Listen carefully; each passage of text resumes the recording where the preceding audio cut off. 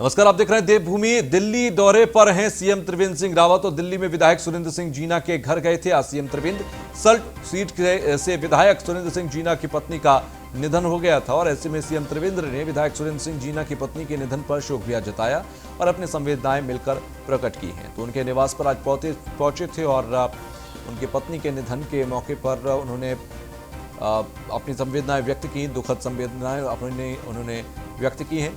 तो दिल्ली दौरे पर हैं सीएम त्रिवेंद्र सिंह रावत और आज उन्होंने सल्ट विधायक सुरेंद्र सिंह जीना के घर पर जाकर उनसे बातचीत की, मुलाकात की, तो तमाम संवेदनाएं भी प्रकट की उनके परिवार के प्रति, क्योंकि सुरेंद्र सिंह जीना की पत्नी का कुछ दिन पहले निधन हो गया था और ऐसे में सीएम त्रिवेंद्र सिंह रावत ने जाकर मुलाकात कर अपनी संवेदनाएं प्रकट की।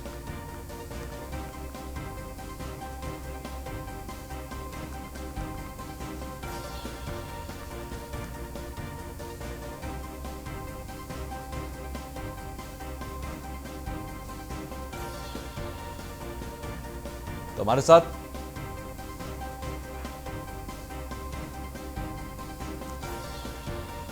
साथ रेजिडेंट राइटर फ़हीम तन्हा जुड़ गए हैं।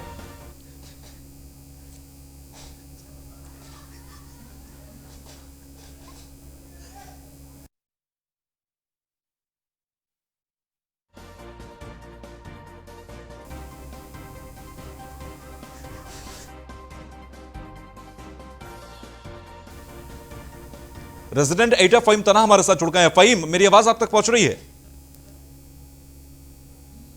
फ़हीम, मेरी आवाज आप तक पहुंच रही है? लगता है हमारा संपर्क नहीं हो पा रहा। फिलहाल त्रिवेंद्र सिंह रावत आज मुलाकात करने पहुंचे सुरेंद्र सिंह जीना के परिवार से। उन्होंने मुलाकात की, सुरेंद्र सिंह जीना से उन्होंने मुलाकात की और उनकी पत्नी के निधन पर संवेदनाएं व्यक्त की।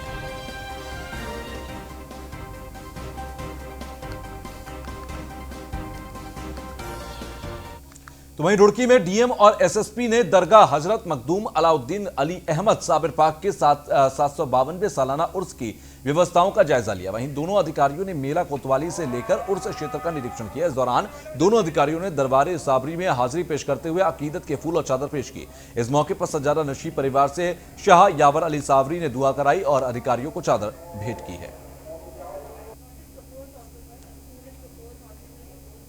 और जो है हमने और डीएम साहब ने जो है उस क्षेत्र में हमने भ्रमण किया है और कहाँ हम थोड़ा सुधार लेके आ सकते हैं उसको भी जो है हमने देखा है। और आज दरबार में जो है चादर भी चढ़ाए और उसका आज आशीर्वाद भी लिए। और हम पब्लिक से भी अपील करें जो भी उस मेले में आते हैं जो कोरोना का गाइडलाइंस है उसको फॉलो करें, मास्क पहने, सोशल डिस्टेंस बना के रखें ताकि जो है कोरोना महामारी फैलने से हम रोक सकें। नहीं, व्यवस्था ठीक है और कहाँ हम थोड़ा बेहतर कर सकते हैं उसी बारे में हमें समीक्षा कर रहे हैं और उसका कहाँ बेहतर करने की गुंजाइश है उसका 2 दिन का और मेला बचा है तो उसका और लागू करें। और जो है हमने और डीएम साहब ने। तो वहीं डोईवाला के भानियावाला में 2 कारों की आपस में टक्कर हो गई। हादसे में कार सवार 2 लोगों की मौत हुई है। दोनों मृतक पिता पुत्र बताए जा रहे हैं। जानकारी के मुताबिक हरिद्वार से देहरादून जा रही एक कार ने सड़क किनारे खड़ी दूसरी कार को टक्कर मार दी। वहीं सूचना मिलने पर मौके पर पहुंची पुलिस ने मामला दर्ज कर जांच शुरू कर दी है।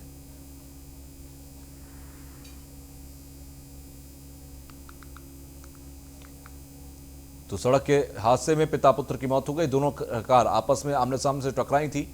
इस हादसे में 2 लोगों की मौत हुई है।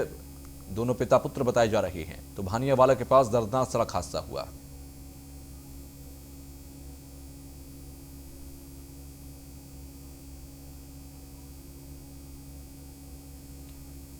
तो इस पूरे मामले के इस हादसे की जांच में जुटी हुई है पुलिस। भानियावाला के पास ये हुआ हादसा आप तस्वीरों में भी देख सकते हैं। दोनों गाड़ियां आमने सामने से आपस में टकराई।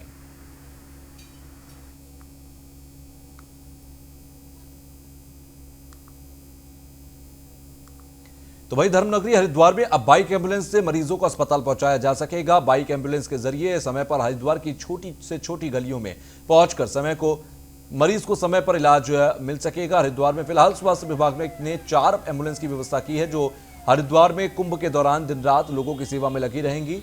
एसीएमओ एचडी साकियान का कहना है कि हरिद्वार की छोटी छोटी गलियों में आम एम्बुलेंस के जरिए पहुंचना मुश्किल हो जाता है। उसके विकल्प में बाइक एम्बुलेंस का प्रयोग किया गया है। वहीं स्वास्थ्य विभाग की इस पहल से स्थानीय लोग भी काफी खुश नजर आ रहे हैं। लोगों का कहना है कि हरिद्वार में बाइक एम्बुलेंस की व्यवस्थाओं से लोगों को काफी फायदा होगा। हरिद्वार में काफी छोटी छोटी और पतली गलियां हैं, सड़कें हैं, जिससे मरीजों को समय पर इलाज मिल पाए।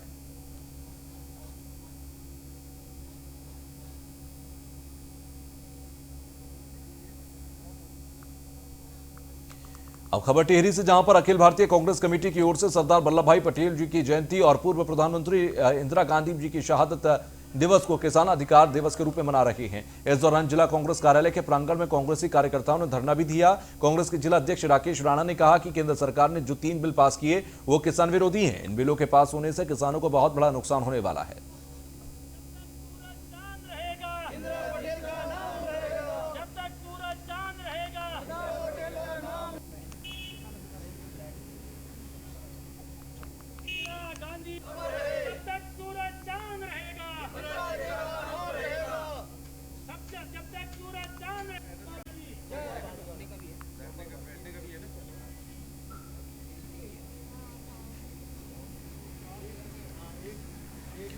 तो वही मसूरी के बुरान सखड़ा गांव के अंदर एक शख्स ने जहरीला पदार्थ खाकर आत्महत्या कर ली। खुदकुशी के कारणों का पता नहीं हो पाया है। जानकारी के मुताबिक शख्स ने जहरीला पदार्थ खा लिया, जिसके बाद उसकी हालत गंभीर होने लगी, जिसके बाद परिजन उसे लंढौर कम्युनिटी अस्पताल लाए। यहां डॉक्टर्स ने उसे मृत घोषित कर दिया। वहीं सूचना मिलने पर मौके पर पहुंची पुलिस ने मामला दर्ज कर जांच शुरू कर दी है।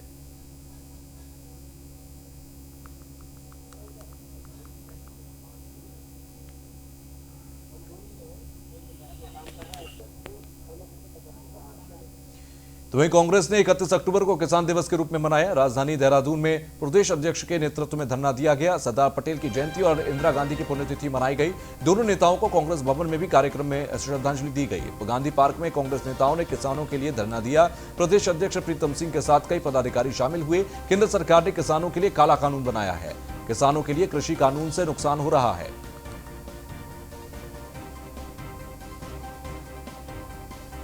तो गांधी पार्क में कांग्रेस नेताओं ने किसानों के लिए धरना दिया है।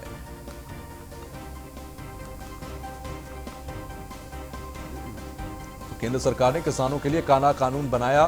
प्रीतम सिंह ने कहा, किसानों के लिए कृषि कानून से नुकसान हो रहा है।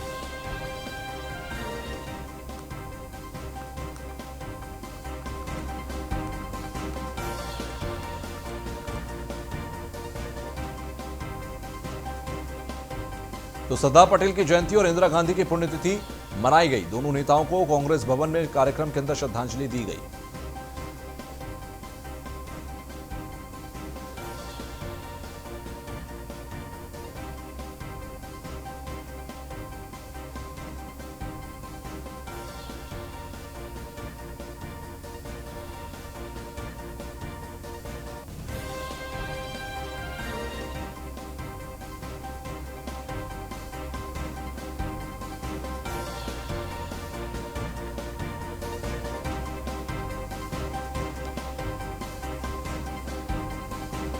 सरदार पटेल की जयंती और फिलहाल दोनों नेताओं को कांग्रेस भवन में कार्यक्रम के अंदर श्रद्धांजलि भी दी गई।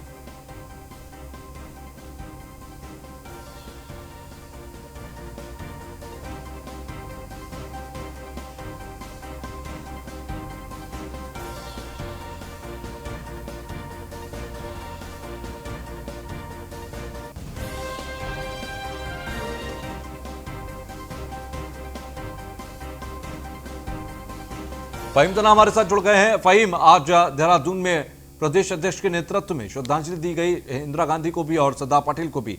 कौन कौन मौजूद रहा उस कार्यक्रम में?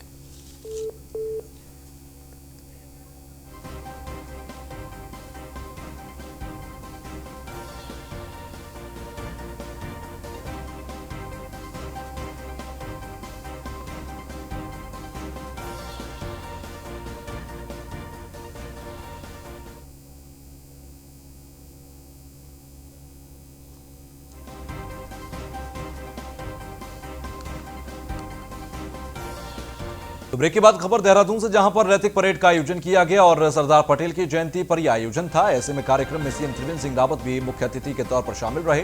कार्यक्रम में कई बड़े पुलिस अधिकारी भी मौजूद रहे। पुलिस लाइन में सीएम त्रिवेंद्र सिंह रावत ने परेड की सलामी ली। सीएम त्रिवेंद्र सिंह रावत ने सभी को राष्ट्रीय एकता की शपथ दिलाई। सराहनीय कार्य करने वाले पुलिस जवानों को भी सम्मानित किया गया। सीएम ने थाना पोखरी को बेस्ट थाने का अवार्ड दिया। सरदार पटेल की जयंती का ये दिन हम सबको एकता का संदेश देता है। सरदार वल्लभ भाई पटेल जी की जन्म जयंती है। पहले हम उनको श्रद्धापूर्वक याद करते हैं, स्मरण करते हैं। और सरदार वल्लभ भाई पटेल ये देश की एकता और अखंडता के लिए, उनके याद को हम स्मरण करते हैं, उसको चिरस्थायी बनाना चाहते हैं। क्योंकि किसी भी देश को अगर एक रहना है, एक रखना है, तो ऐसे महापुरुषों का संदेश और उनका जो योगदान है उसको हम याद करते हैं। उसी स्मृति के रूप में आज यहाँ पर अपने राज्य के पुलिस बल के कुछ जवानों को भी सम्मानित किया गया। रैतिक परेड यहाँ पर हुई है और उन तमाम जवानों को भी मैं बहुत बधाई देता हूँ, चाहे जो सर्वश्रेष्ठ थानों में हमारा पोखरी थाना हो या अग्निशमन के हमारे जो कर्मचारी थे या जिन्होंने बहुत अच्छी पड़ताल की है, ऐसे सबको हम आज सम्मानित करते हैं।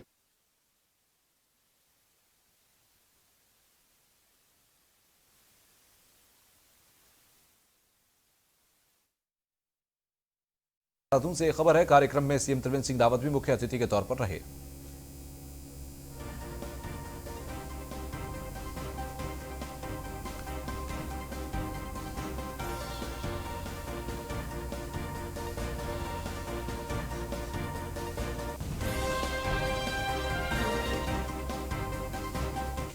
अब हरिद्वार से खबर, जहां पर अचीवर्स मिलिट्री एकेडमी का मनाया गया स्थापना दिवस। कई खेलों का भी आयोजन किया जा रहा है। झबरेड़ा विधायक देशराज कर्णवाल ने रिबन काटकर उद्घाटन किया। मिलिट्री से रिटायर राजकुमार सिंधु दे रहे हैं बच्चों को ट्रेनिंग।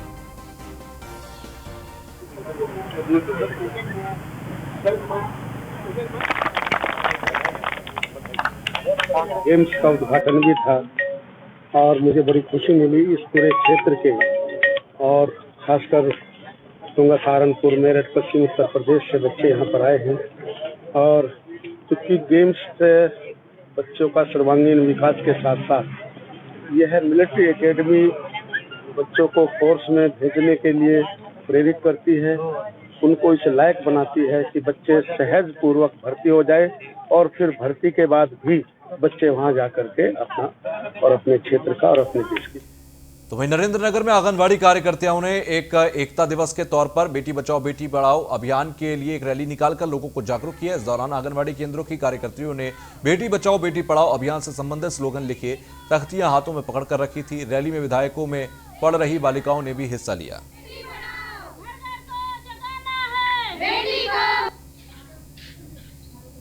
आज हम लोगों ने आज जो है एकता दिवस है और इस एकता दिवस को हमने मनाया है बालिका के बेटी बचाओ बेटी पढ़ाओ के माध्यम से।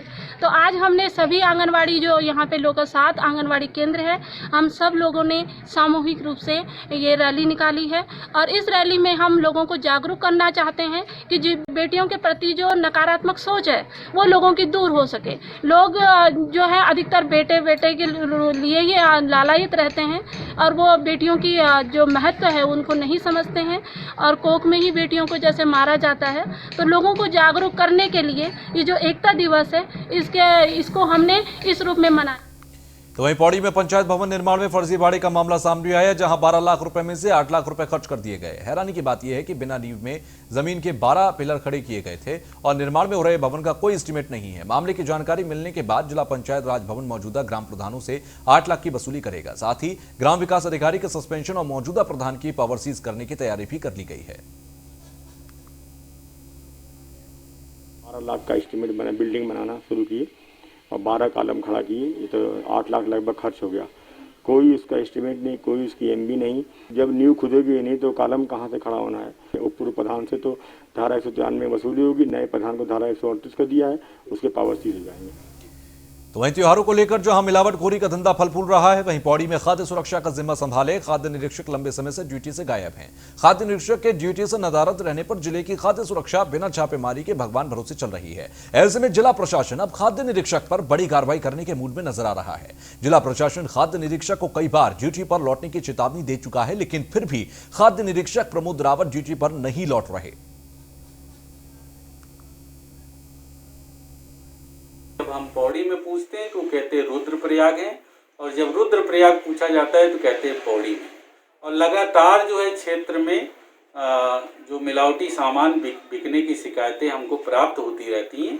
जब भी हम इनको, ना ही उन्होंने आज तक मतलब कोरोना लॉकडाउन के बाद जब से हमारी कोर्ट चल रही है, ना ही उन्होंने कोर्ट में ज्वाइन किया और ना ही जो है क्षेत्र में है। और उनके 3 जो खाद्य सुरक्षा अधिकारी हैं वो भी नदारद हैं।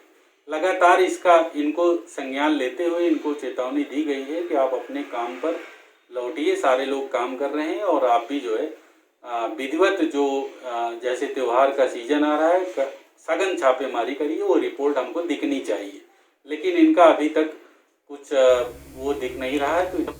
तो वहीं मसूरी में सेना के सम्मान और चाइना निर्मित सामान के बहिष्कार को लेकर मसूरी से 300 किलोमीटर बाइक रैली निकाली गई। रैली को विधायक गणेश जोशी ने हरी झंडी दिखाकर रवाना किया। इससे पहले तिब्बती युवा कांग्रेस के नेताओं कार्यकर्ताओं ने विधायक गणेश जोशी का धार्मिक पटका डालकर स्वागत किया। इस मौके पर तिब्बत समुदाय के लोग दलाई हिल पहुंचे, जहां उन्होंने विशेष पूजा अर्चना की। इस मौके पर मसूरी विधायक गणेश जोशी ने बताया कि सेना के समर्थन और चाइना निर्मित सामानों के बहिष्कार को लेकर मसूरी से तवांग तक मोटरसाइकिल रैली निकाली जा रही है।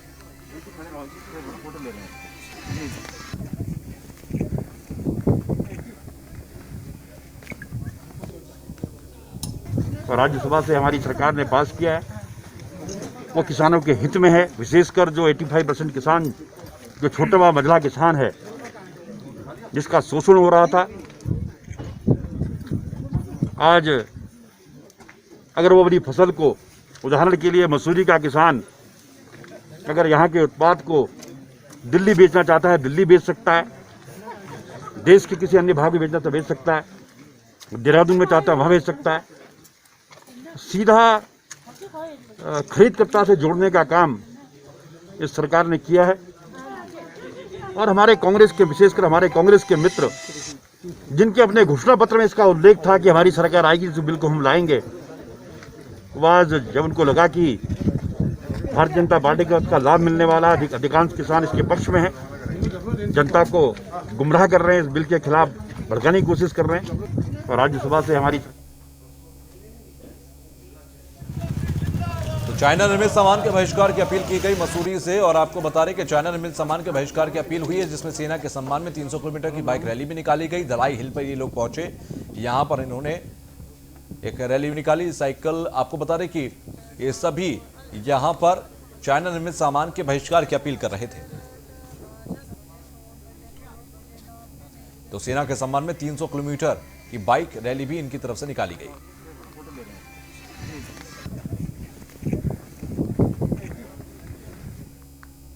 तो उत्तराखंड हाईकोर्ट में किसानों की फसल के कटान और बिक्री करने में हो रही परेशानियों को ध्यान में रखकर दायर की गई जनहित याचिका पर सुनवाई हुई। इस दौरान हाईकोर्ट ने राज्य सरकार से 1 सप्ताह के भीतर गन्ने की फसलों का भुगतान करने का आदेश जारी करते हुए याचिका निस्तारित कर दिया। आपको बता दें कि हल्द्वानी निवासी गणेश उपाध्याय ने जनहित याचिका दायर कर कहा, किसानों के गन्ने का विगत और वर्तमान वर्ष के साथ ही 7 महीने पहले धान की खरीद का लगभग 3 करोड़ 25 लाख का भुगतान बकाया है, जिसका भुगतान शीघ्र किया जाए।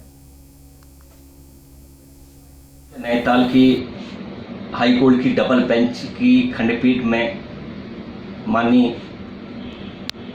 धुलिया जी और मैथाड़ी जी ने पूर्व में रबी की फसलों का जो अंतरिम आदेश दिया था उसका निस्तारण करते हुए खरीफ की फसलों में भी वही निर्णय लागू किया जाएगा, ये आदेश दे रखा है, जिसमें 48 घंटे से लेके 1 हफ्ते के दौरान किसानों का भुगतान सरकार को करना होगा।